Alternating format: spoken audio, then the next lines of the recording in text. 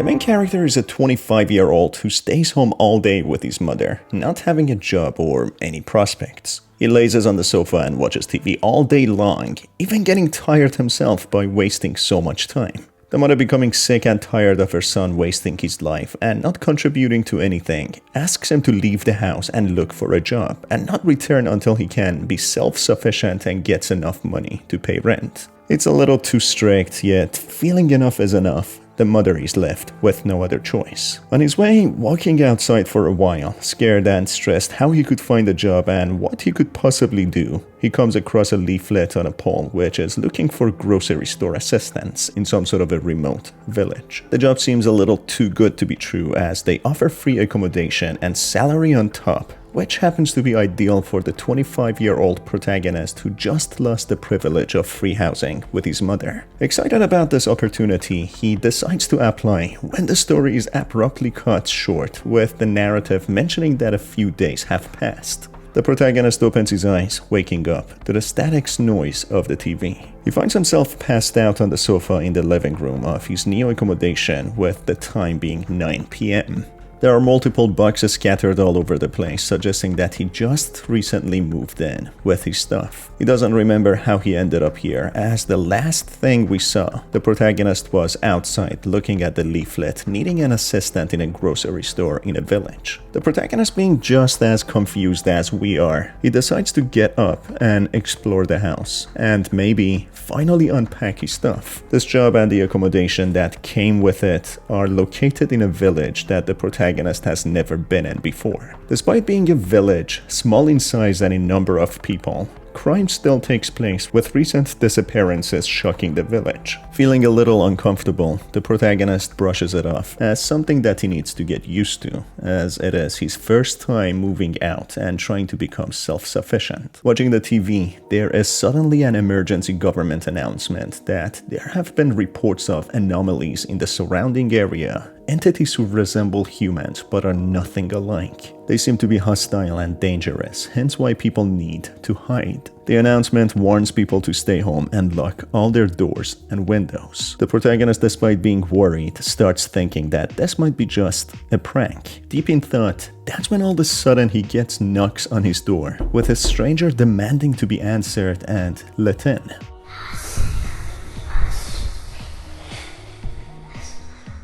The protagonist, being held back, unsure what to do, the stranger outside starts whistling and humming, announcing that she knows the protagonist is in the house in a playful manner. The stranger seems to be fitting the characteristics of the anomalies which were reported on the emergency TV announcement. They mentioned how the anomalies will try to get in, and members of the public must not answer their calls and remain inside at all costs, as otherwise the alternative would be catastrophic. This game has several endings, and in this video I will cover the main ending. I might make another video going over all the other endings. The knocks and taunts don't stop, with the stranger desperately trying to get in. The protagonist slips up and answers in fear that he doesn't know her. That already proves to the stranger that someone is in, finding her target and victim to prey on. In a cunning manner, she displays intricate intelligence, trying to deceive the protagonist to let her in, claiming that he knows her. Confused to what she's talking about, she carries on saying that's hurtful and he should let her in the house, as all she wanted was to be friends, trying to plead with him that it's cold outside. She has a soft-spoken voice, as if being very caring and genuine, making the protagonist question himself if he is making the right choice or not, thinking this lady might in fact be in trouble and might need his help. After all, she has a calming and beautiful voice. What could be the worst thing that could go wrong?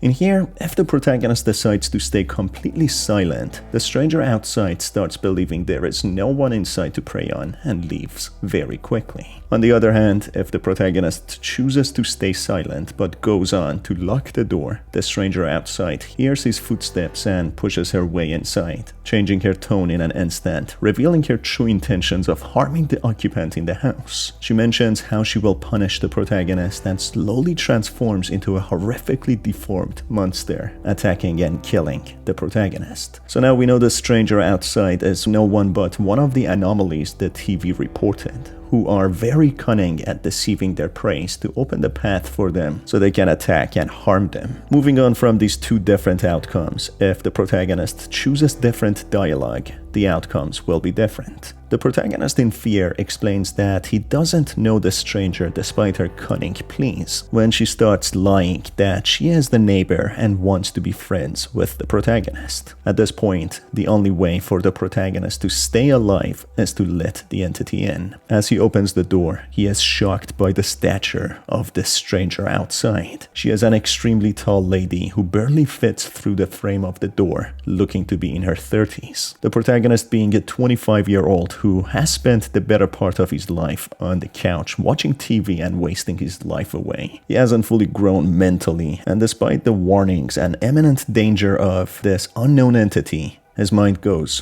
one way only, thinking about the possibility of dating this monstrous entity who is in the shape of a woman. She introduces herself as Mrs., as her real name is impossible to pronounce, and has some small talk with the protagonist. She stands on the side, carefully analyzing and studying the protagonist, when all of a sudden a paper slides through the letterbox. The letter is from a stranger or a scientist who claims to work with the government. They explain that they have been monitoring this entity for a while, whom they have labeled as SFR-044, or also having the alias of the tall lady. It continues that the entity has low threat level and she is calm, but as long as instructions are followed. Luckily for the protagonist, the entity cannot read or write, or at least as far as they know. So written method of communication is best, and the scientist assures the protagonist's safety as long as he follows the instructions written down. All he needs to do for now is to stay calm and follow the instructions written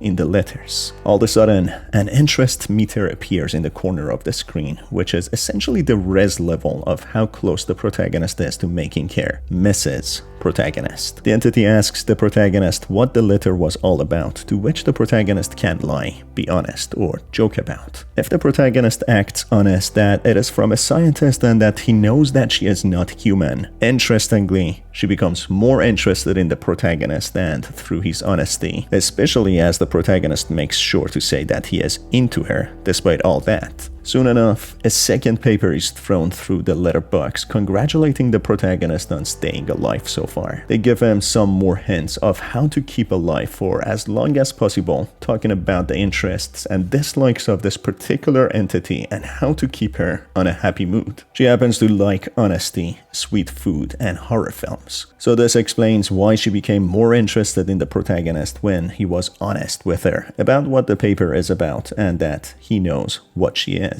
Despite being a master wrestler, the protagonist in fact is very stressed out and scared, who feels this is a date from hell. Even though he knows he could die any minute and she could kill him easily, he confesses that he enjoys her company. Soon enough, he excuses himself to go to his bedroom, convincing her through lying that he has a gift for her. She is confused to why he would have a gift for a stranger he just met, displaying how smart she can actually be. Don't forget, just earlier she lied that she is the neighbor and wants to be friends in order to get inside. So she is pretty smart. Despite her terrifying inquisition and lines of questions, the protagonist tries to remain calm and assertive, saying that he likes her and he has prepared a gift that he wants to give her. He quickly goes to his room, almost collapsing to the floor in fear and stress. He takes his time breathing and recollecting himself and quickly finds a shark toy that he bought some days ago. As he gives the toy to her, she really appreciates it and starts playing with it, with the interest meter even going higher. While being in the room, he also finds a cockroach which terrifies him, making him scream, which would also lead to different dialogue options of the entity asking him why he screamed. If in here he is honest, the entity would actually kill him instantly as she hates insects and any mention of them. So it is better to keep lying here that he didn't find anything. A third letter comes through the letterbox and mentions how she can be calmed down through sweet treats and meals. If she is calm, then that's good. But she can slowly become more and more erratic, and a sweet treat is the way to go. The letter ends by saying the protagonist needs to stay alive by midnight. Talking to the entity, she asks what is the plan now. He thinks on his feet, remembering that she enjoys sweet treats. He offers to get her a honey toast, which makes her light up with joy and happiness. The protagonist goes to the kitchen and prepares a nice toast with honey and syrup and gives it to the entity. The entity uses her unnaturally long tongue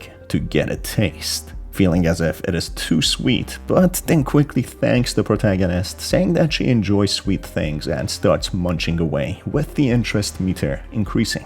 It seems as if the protagonist is actually doing what he can to survive, but being such a masterful Riddler pro, he accidentally continues to make her more and more interested in him. That's when hours go by, passing the midnight, meaning that she has been here for more than 3 hours now. It is midnight and the protagonist waits for the final instruction letter by the scientist. The letter comes through on time, explaining that he needs to convince her to leave, through saying something like that the parents are waiting for her, as this is his last chance, as otherwise there is nothing the scientists could do. This understandably terrifies the protagonist, who was having the thought that the scientists would come and save him, but the knowledge of being the only one who can save himself comes crashing down, being too overwhelming.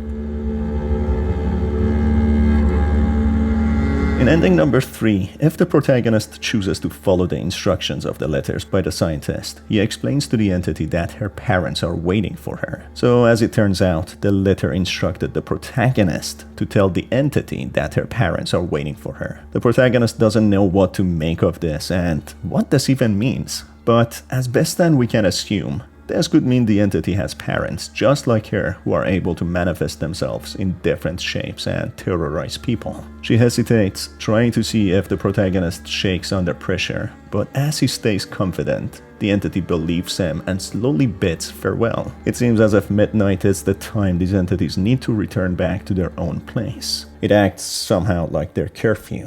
Not much else is known about this, but that's as far as we know. Despite the interest meter not being fully filled, the entity seems to have been smitten by the protagonist, as she calls him baby and explains that she will be back for him. She opens the door, barely fitting through, giving the protagonist another glance before leaving.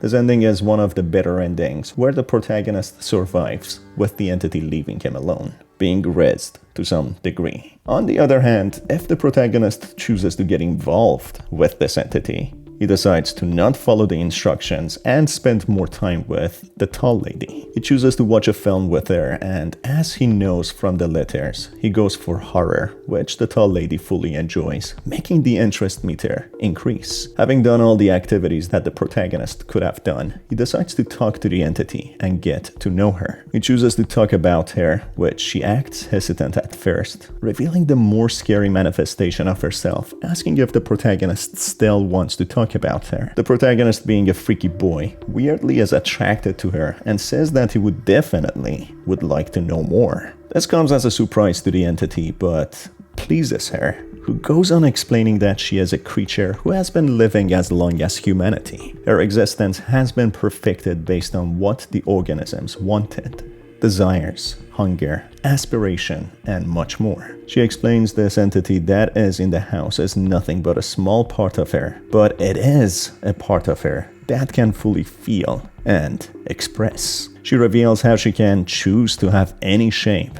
displaying that she can have different manifestations. She expresses herself that she found the protagonist very fun and that he is special, someone who has intrigued her more than anyone else before. Managing to get the interest meter full, the entity becomes fully smitten and flushed, breathing heavily, confessing that she wants the protagonist bad and that she will take him, spending eternity together. It's not clear how the protagonist could live longer than normal human lifespan, but maybe this eldritch entity has her ways to make him become immortal. Either way, she expresses how much fun they will have together, and the protagonist reveals he wanted to be with her from the get-go, so it's a win-win situation. And that's when the protagonist disappears, with no one ever finding him after that. On a happy note, it's unveiled that the duo are happily together, having their fingers interlaced, with the protagonist saying that his wildest dreams and imaginations are coming to life. And on that note, he explains that he doesn't care that he disappeared, and that he is where he is meant to be, with the ending being the best ending achievable in the game. There are more endings to the story if you enjoyed this video, and depending on how it does, I'm gonna probably make a following one going over all the other endings. But for now, that's about it, folks. If you enjoyed it, make sure to stay tuned for more by hitting on the subscribe button and the notification bell. As always, it's been your host Star, thanks for being here, and I will see you on the next one.